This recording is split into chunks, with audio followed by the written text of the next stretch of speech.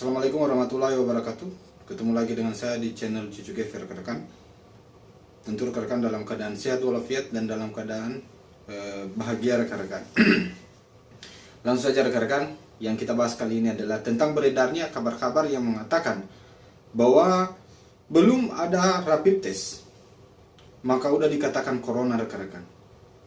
Ada beberapa kasus-kasus dan beredar di tengah masyarakat, rekan, yang mengatakan bahwa belum juga rapid test, tapi mereka udah memvonis seseorang itu adalah corona. Ini adalah menarik, rekan-rekan, karena kenapa, rekan-rekan? Ini adalah pelanggaran hukum tentunya, rekan-rekan. Pertanyaan saya, kenapa keluarga yang dikatakan hal sedemikian diam saja? Kalau harusnya Anda mengerti hukum dan aturan-aturan yang harusnya ditempuh untuk menetapkan seseorang itu adalah corona atau positif corona atau terjangkit virus corona tentunya, rekan-rekan, itu harus melalui rapid test, rekan-rekan. Tidak serta-merta orang itu harus dikatakan corona walaupun gejalanya itu sama. Karena apa? Salah satu cara membuktikan seseorang itu corona adalah apabila orang itu di rapid test terlebih dahulu, rekan-rekan, sehingga itu membuktikan bahwa orang itu, rekan-rekan, terjangkit corona atau menderita atau atau pasien corona, rekan-rekan. Tapi menariknya lagi, rekan-rekan, kata teman saya kemarin, rekan-rekan, mengatakan bahwa orang itu baru masuk rumah sakit sudah ditangani secara penanganan COVID-19, rekan-rekan.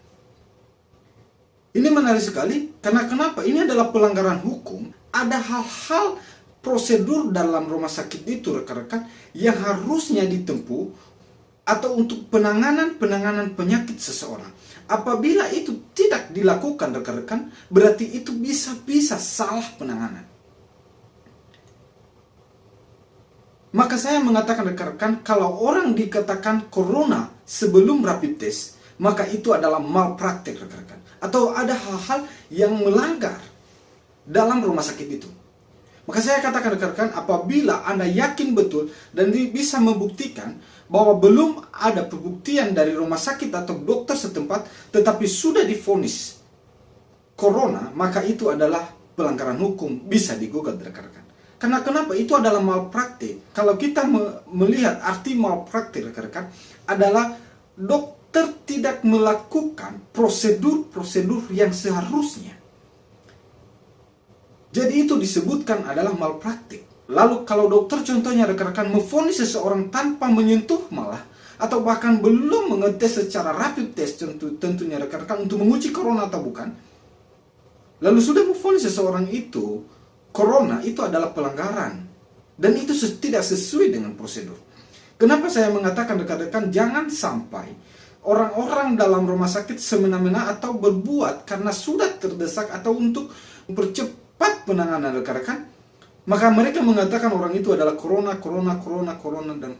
Sebenarnya itu, rekan-rekan, itu pelanggaran dan itu tidak boleh, rekan-rekan. Makanya, rekan-rekan, saya sarankan kepada rekan-rekan, apabila rekan-rekan ada keluarga Anda divonis corona, maka Anda harus meminta terlebih dahulu rapid testnya di mana. Jadi kalau rekan-rekan sudah mengetahui bahwa itu memang corona, ya hargai dokter juga yang menangani. Tapi apabila itu langsung divonis corona atau dilakukan penanganan corona tentunya, rekan-rekan, itu sebenarnya sudah salah prosedur, rekan-rekan.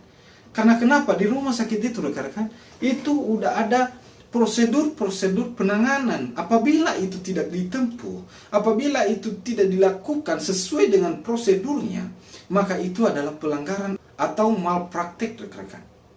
Maka saya menyarankan, rekan-rekan, untuk rumah sakit juga harus lebih teliti dan jangan asal vonis orang tersebut walaupun penyakitnya sama, tapi tolong juga jangan berikan kepanikan kepada keluarga untuk mengatakan orang itu adalah positif corona.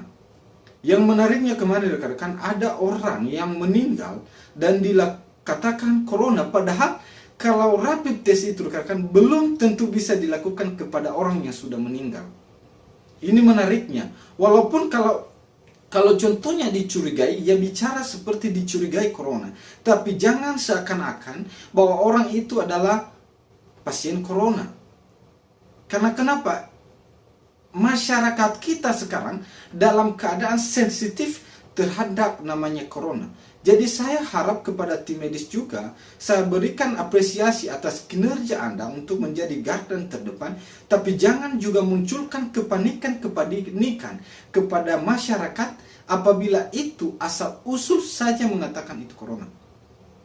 Memang benar adanya ada corona, tapi jangan hanya penyakit batuk. Contohnya orang meninggal tentunya bukan karena penyakit corona, lalu Anda mengatakan bahwa dia adalah penderita corona. Itu adalah membuat sesuatu prosedur-prosedur hukum yang bisa menjerat Anda. Kepada keluarga juga, rekan-rekan, yang mungkin saudara Anda divonis corona tentunya. Padahal ada kecurigaan untuk Anda bahwa belum dilakukan prosedur pengetesan secara COVID-19 atau rapid test tentunya, rekan-rekan. Maka saya pastikan, rekan-rekan, apabila seseorang itu dikatakan corona sebelum rapid testnya, bahkan sudah rapid test tapi belum divonis atau belum keluar hasil rapid testnya, maka itu adalah malpraktik. Kenapa saya mengatakan itu, rekan-rekan? Prosedur menentukan seseorang itu corona atau bukannya adalah hanya satu cara, yaitu dengan rapid test. Dan malpraktik itu saya katakan sekali lagi, rekan-rekan, adalah prosedur di mana rumah sakit atau dokter tidak melakukan prosedur yang telah ditetapkan atau struktur dalam menangani seseorang yang mengalami sakit tentunya. Ada menarik, rekan-rekan. Rekan saya kemarin berkata bahwa ada temannya datang ke rumah sakit. Saya nggak tahu benar apa enggaknya, rekan-rekan. Saya harap ini supaya benar juga, dan saya bukan mengkritik, tapi saya memberikan masukan supaya ada kemajuan dalam penanganan yang lebih efisien, dan jangan juga memunculkan kepanikan di tengah-tengah masyarakat. Jadi ada teman saya kemarin, rekan-rekan, mengatakan bahwa temannya ini datang ke rumah sakit. Menariknya itu ditangani secara seperti penanganan COVID-19. Dan itu nggak bisa didatangi orang lagi, rekan-rekan. Sampai ada spekulasi mengatakan bahwa orang yang sedang ada di rumah sakit tersebut, atau Anda yang sedang Anda tangani itu, atau yang sedang Anda rawat di rumah sakit itu adalah pasien corona. Itu sama aja menambah kepanikan di tengah masyarakat. Maka saya harap kepada pihak rumah sakit dan keluarga juga, rekan-rekan, untuk saling ada komunikasi yang baik. Dan jangan juga saling memanasi dan menyebarkan kebencian di tengah-tengah kita. Karena kenapa? Yang repot juga kita-kita juga. Sekali lagi saya mengatakan, kalau rumah sakit memvonis keluarga Anda sebelum rapid test, maka itu disebut malpraktik, dan Anda bisa menggugatnya di pengadilan dan menuntutnya. Kenapa? Kalau mereka menangani suatu penyakit dengan penanganan corona, otomatis sudah salah duluan. Karena kenapa? Tidak sesuai dengan prosedur-prosedur yang harus ditempuh. Dengan itu, rekan-rekan, saya harap apabila ada kejadian-kejadian yang janggal menurut rekan-rekan dalam penanganan keluarga Anda bisa menggugat supaya ini adalah memukul dan memberikan masukan kepada dokter-dokter yang bekerja supaya lebih efisien dan lebih sesuai dengan prosedur-prosedur yang ada. Jangan asal memvonis seseorang, karena kenapa? Banyak hal dokter yang bisa salah menafsirkan penyakit orang. Rekan saya ada kemarin, rekan-rekan, dia ini adalah sakit mah, dan ada 2 dokter yang memvonisnya itu adalah sakit jantung. Karena memang juga gejalanya, bahkan kami pun melihat dia itu adalah sakit jantung. Karena gejala yang dialami itu adalah gejala jantung. Ketika kita datang kepada dokter yang spesial organ dalam, maka akhirnya baru ketahuan, rekan-rekan, dia itu sakit mah. Itu maksud saya, rekan-rekan. Maka saya mengatakan, jangan dokter asal vonis seseorang menjadi pasien corona.